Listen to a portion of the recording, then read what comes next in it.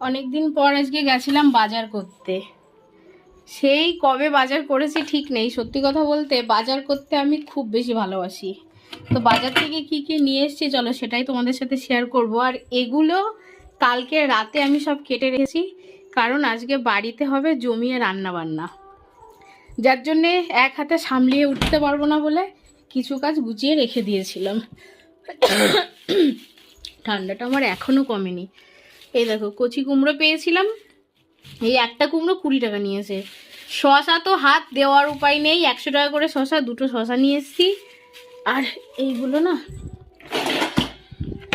ঝুড়িতেই নামাতে হবে, আর না হলে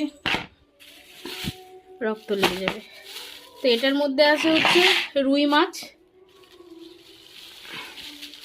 এটার মধ্যে আছে চিকেন, এটার মধ্যে আছে মটন। উরি বাবারে, ধরবেও না একটাই। আজকে চিকেন, মটন, মাছ সবই হবে, তার সাথে ডাল হবে। এই যে একটা ফুলকপি নিয়ে এসেছি 30 টাকা দিয়ে। এই বছরে ফার্স্ট নিয়ে এসেছি হচ্ছে মেথি শাক, এই বছর এখনো খাইনি। এই যে একটা বেগুন দেখতে পাচ্ছ, এই বেগুনটার দাম কত নিয়েছে জানো? 30 টাকা। বিশ্বাস করা যায়? একটা বেগুন 30 টাকা। আর এখানটা এই যে টমেটো, একটু আদা। এই হচ্ছে আমার আজকের বাজার। আরও কিছু শুকনো মশলা নিয়ে এসেছি, ওগুলো দেখালাম না। আর এই হচ্ছে আমি সবে জামা কাপড়টা চেঞ্জ করলাম, এখন এইগুলো সব ধুয়ে পরিষ্কার করব।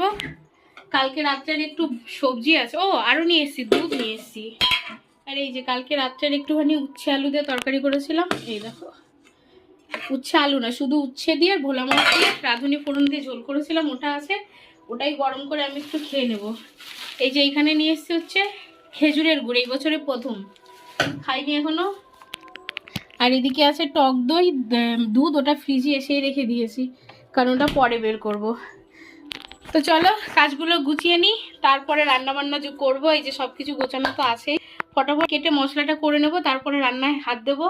এবার কথা হচ্ছে গুছিয়ে তো নিয়েছি, আবার গ্যাসটা আছে একেবারেই কম, জানি না রান্নাটা কতটা কি হবে, না হলে যেতে হবে উনুনে। তো চলো এগুলো ধুয়ে নিয়ে আসি। এই দেখো চিকেনটা খুলে গেছে,